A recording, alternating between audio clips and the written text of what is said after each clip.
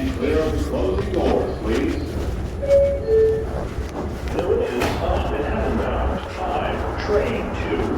Hello, my explorers. Welcome again to another excursion on Rowena Explores. On today's trip, I took a tour of underground Manhattan, exploring the history of New York City subway system with our tour guide Gary, who is licensed by the City of New York. On this tour, Gary gave an overview of New York public transportation back in the 1800s and why the Great Blizzard of 1888 was the catalyst for the subway. A closer look, art, architecture, and secret hiding in plain sight at stations such as Brooklyn Bridge, Astor Place, and Times Square, and a glimpse of Old City Hall Station, which closed in 1945.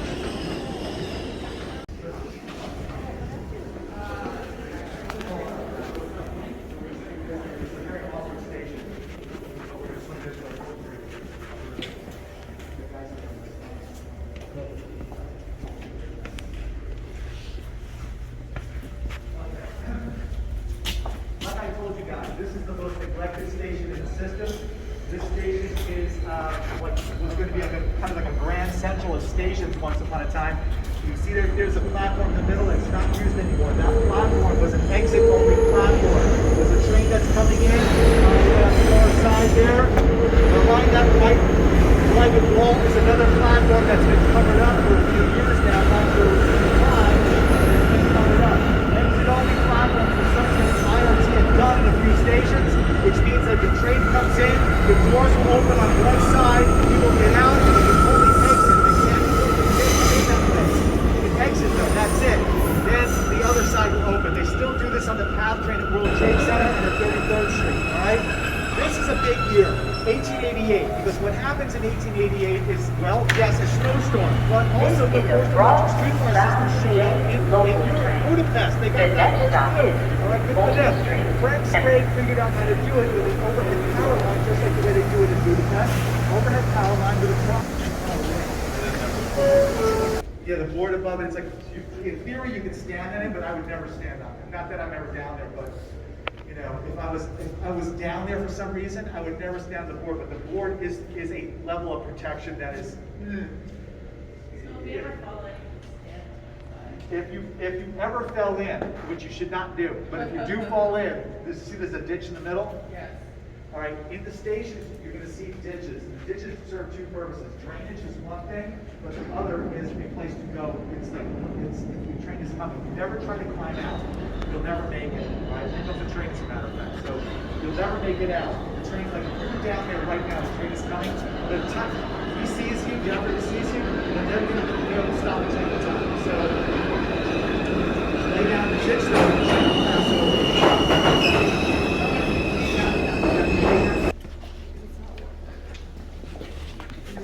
Like, I follow somewhere on Twitter or whatever with MTA, like every single day, like multiple people die, like someone falls off, three positions somewhere. Yes. Yes. All righty. The little staircase there? Yeah, well, see, he just noticed something over there, which, you know, most people won't even notice that. That little staircase there, that is like leftover from 1913 when they built this, because there's a platform that's been sealed up behind this wall.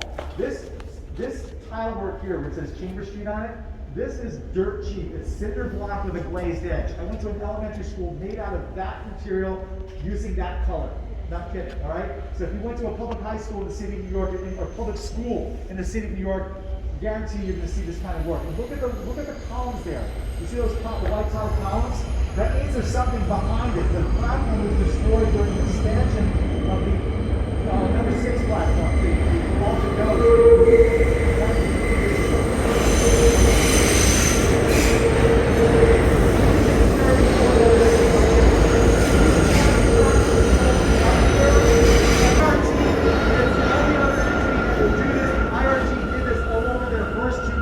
Stations. I'm going to explain what that is in a second. But that process is called faience. All right, faience is just a fancy French way of saying double-fired clay. That's all it means. You make it, you bake it, you get it back, you glaze it, you bake it again, and boom, you've got your nice piece of art. All right. The master artist makes one good one, and from that one good one, you make a plaster negative, and from that plaster negative, you can make as many positives as you want, and once you get the first firing back, the glazes are applied with stencil. So you cut out your each individual color, the white, the blue, the gray, and that is the Brooklyn Bridge. It's not correct because it's missing the diagonal stay cables, but it's supposed to be the Brooklyn Bridge. So it's the most truthful piece of terracotta in the entire system, and I'll explain why right now, all right? The material choices down here, the material choices are down here, everything down here is here for a reason, all right? When I was a kid, I went into the drain. So that's the idea. So you have durability, hose-off ability, which is a word I made up, but there is another reason, all right?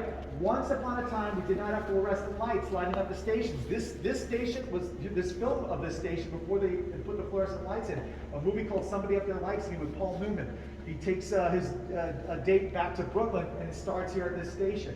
And it's incredibly dark. I'm shocked they were able to film in here in the mid-50s, but they were able to pull it off. The stations were dark because incandescent bulbs are nowhere near as bright as fluorescents, and you want to maximize your available lighting. White reflective surfaces are going to do that, like subway. So I'm already part of Circle Friends, which is like just so cheap for people. Basically, it's nothing. Like, you don't even you can't even stay. I never go to the house.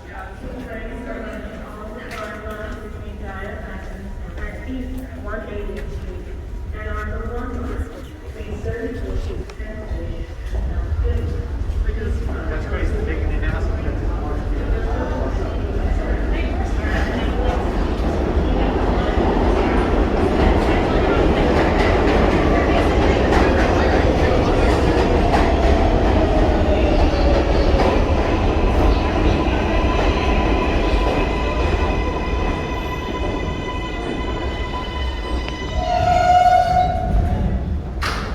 This is a Brooklyn-bound 4 train. The next stop is Fulton. Please step aside and let the customers off the train use.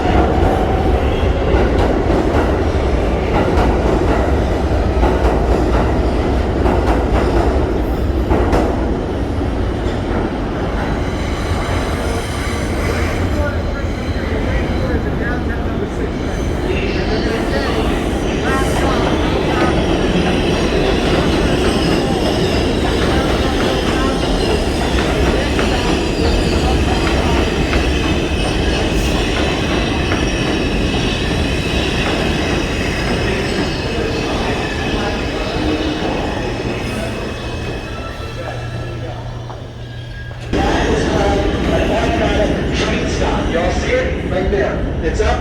Alright? This is something that was actually invented for the Chicago L's. Alright? And what this is an automatic train stop, like I said, and it will stop a train. How you're wondering?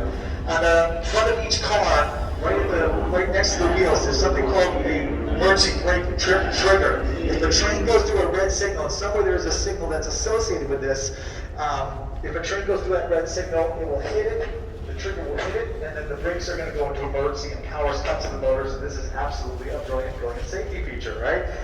This is, like I said, something invented for the Chicago L's. The IRT and BRT will use the same kind of signal system, and they still do. The IND uses it also. It's called block signaling. A block is an area, and only one train is allowed to also signal.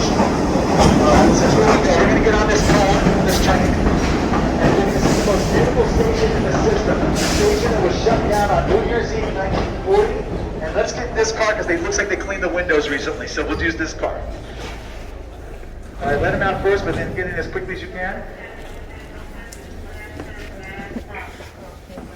Sorry. Excellent. You guys are very good at getting on trains. All right, now the station you're going to see is only on this side. All right, it's only on that. Which side? This side right here. All right.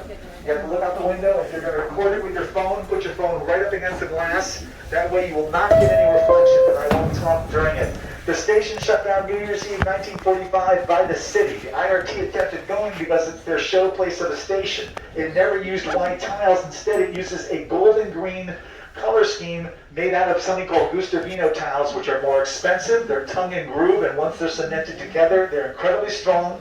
They're beautiful. and they're fireproof. So you got all that going for it, right? So it's absolutely, we're going to go any second. I don't know why we're sitting here, but anyway, the point is that this station is gorgeous. Back in the 1980s, a mayor named Ed Koch wanted to turn it into a restaurant. That did not happen. All right, just drop plexiglass walls at the platform edge, keep out the rats and the noise. All right, didn't happen. The Transit Museum was going to use it as an annex. That did not happen either. And then 9/11 happens, and the area around City Hall becomes a secure zone. So, like I said, if you are going to record this, put your phone right up against the glass. And you won't get any reflection. Yeah, do it that way too. Do it landscape style. Alright? But don't record yet because it's just going to be a blank tunnel wall. And we're about to go through the loop. And here we go. They slow down because they know I'm on the train. And push record. Right up against the glass though.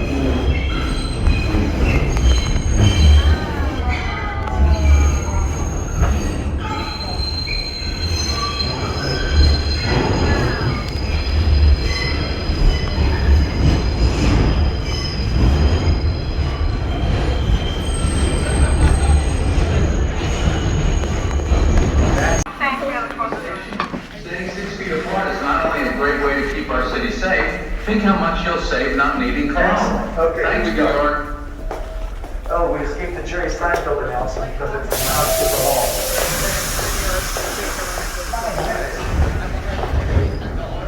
So earlier I mentioned that the subway platforms are extended by 1962 to accommodate that train. So that means there are parts of platforms that are not original, like everything beyond this nice round column here, all of that is not original, all right?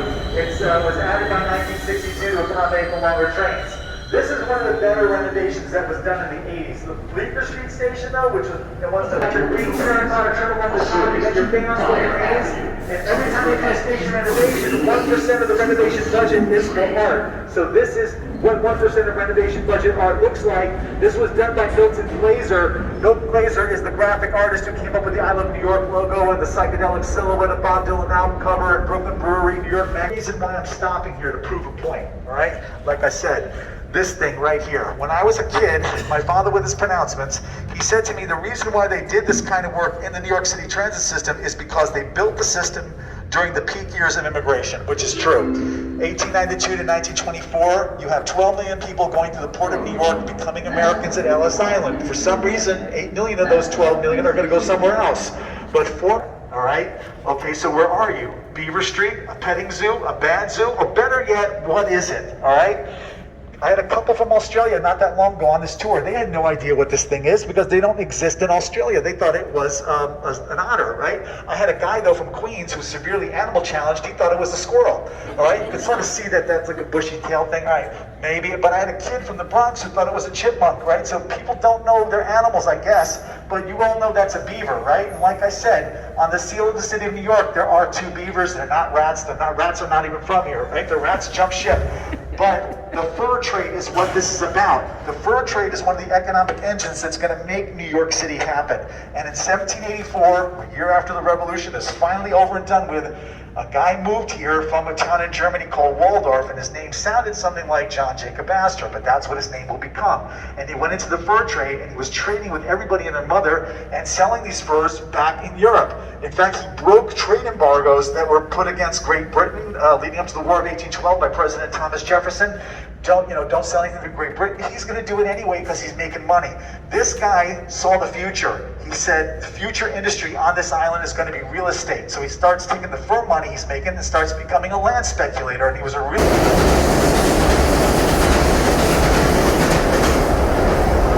reason why. Wait, so like the animals,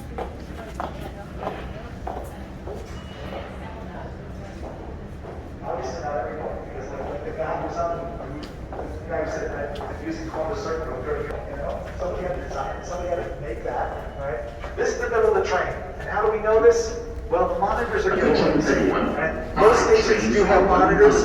The reason why you have a monitor is because, well, the conductor is going to be in the middle of the train. So the conductor, that one's a little dirty. Yeah. Yes, just don't step backwards. I don't want anyone falling. All right. The conductor is going to be in the middle of the train. Generally, that's where the conductor is. The operator's at the front of the train. What the hell? hell was that? I never heard that noise before. Anyway, the point is that there are a few anomalies in the system, and you're going to be on one of them later. The way the operator position is set up looks just like, well, that was for detail. All right, your numbers going to point to me because they all know me. I do this tour all the time, and they also know that I am the greatest and most modest tour guide in the city of New York. The conductors always tell the truth, right? Right at me. There you go. There you go. He's my cousin. He's got a point.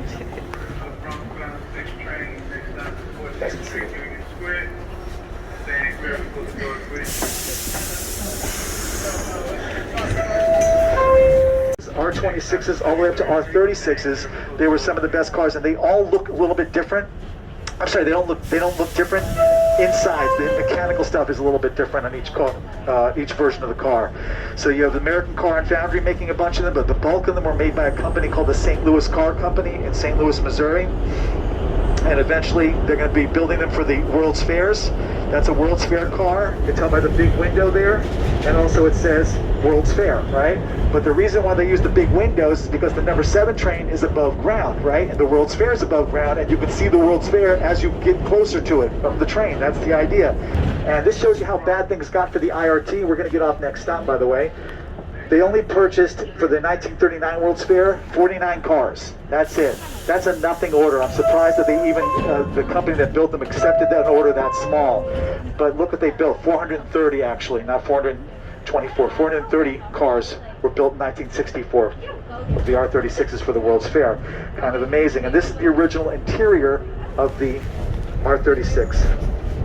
And it's prior to its overhaul. I don't know if you were aware of it, like last Sunday, there was a final farewell to the R32s. The R32s ran for 58 years, which is, I think, makes it the oldest, well, it definitely makes it the oldest in New York City Transit. It was still active as a, passenger train. Which subway line is that? That was, they were using them on the C. At that point, they were using them only on the C and maybe the E, but they ran them on the Q for the final farewell because that's the line they were originally assigned to. The Brighton line is what they were assigned to originally. So it went out to Coney Island and then up to 96th Street and 2nd Avenue. It just follows the route of the Q. So we're going to be getting out here, and I want to show you something on the roadbed. So we'll just basically gather up right outside this window here.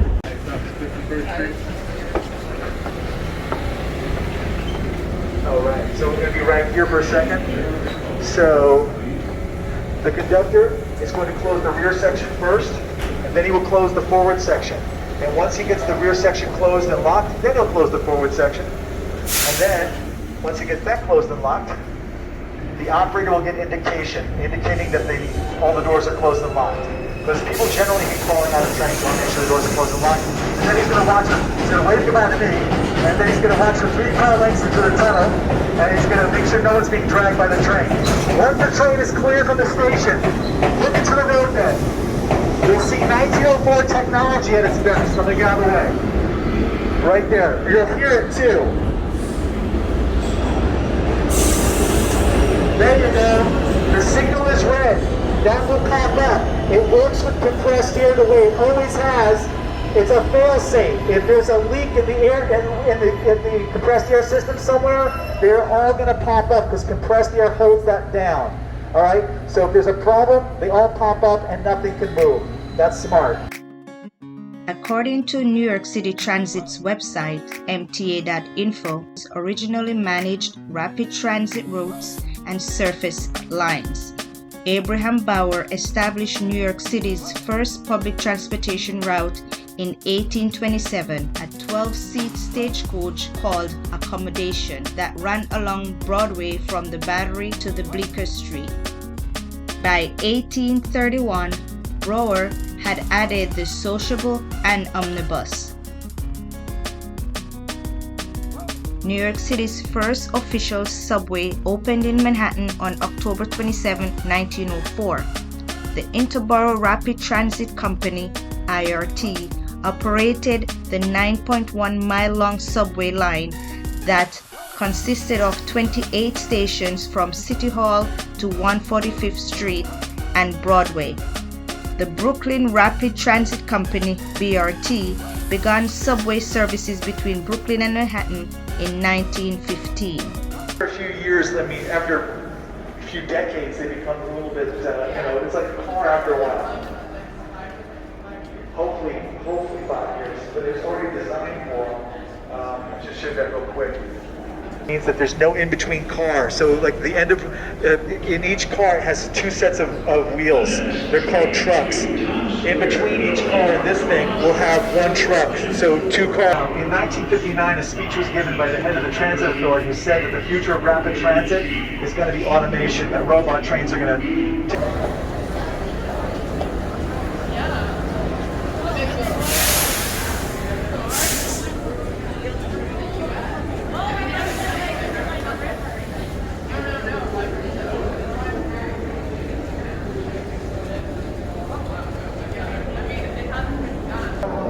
Either way, the answer is going to be the same. It's because they had to leave it open because if the train on track 4, like this train right here, breaks down or is burned to a crisp like the robot train, the only way to get it out is on that end. So where I'm standing to take this picture, it's a bridge, a metal bridge that takes a few hours to take apart, but once they got it taken apart, you can roll that train right out and up to a train dock. So there you go.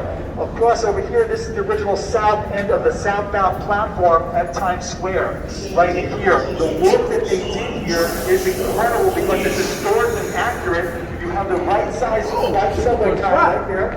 You got all that right there. You also have on the tunnel walls, yes, it's vertical, but that was they did that in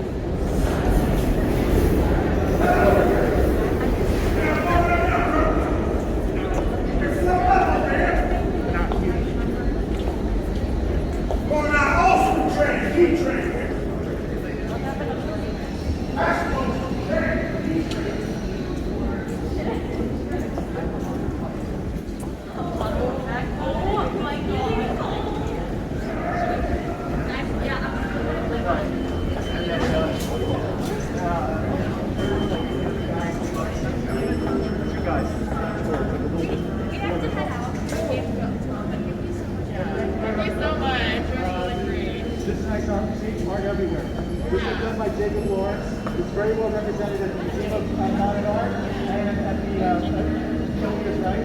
And also the Museum of American Art. One more piece of art that I got to show you. You should go. You might get to go, but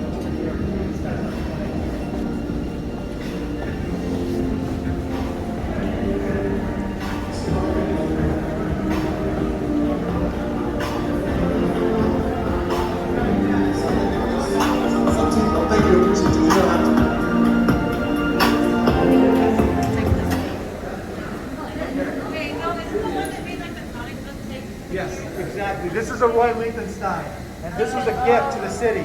And all of this is part of the renovation that was done back about 20 years ago. They did a massive renovation of the station, which included adding this entrance over here.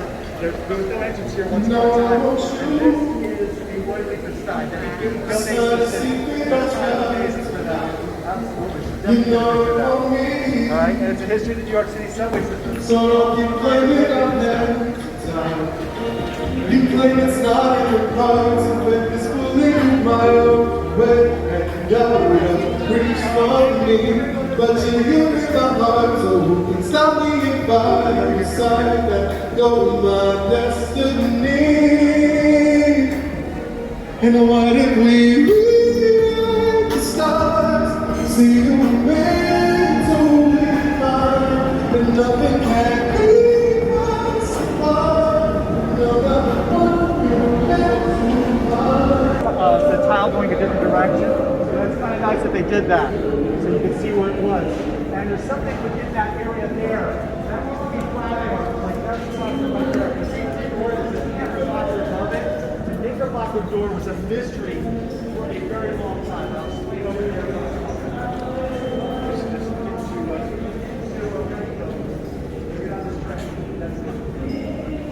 Knickerbocker door led to a Yeah, I think I'm getting on the media. You got the what? The beat? Oh, yes. Yeah, You can. are we Over going to here. be in the same grade anyway? No. Thank you all for coming along with us on this tour, which was over 2 hours long. Gary was fantastic. He gave us so much valuable information in regards to the history of the subway system in New York City. Thanks, Gary. Well appreciated. Thanks again for watching. Don't forget to subscribe, like, and share my videos. Until next excursion, Rowena Explores, signing off. This is the last stop on this train. Everyone please leave the train. Thank you for riding with STA New York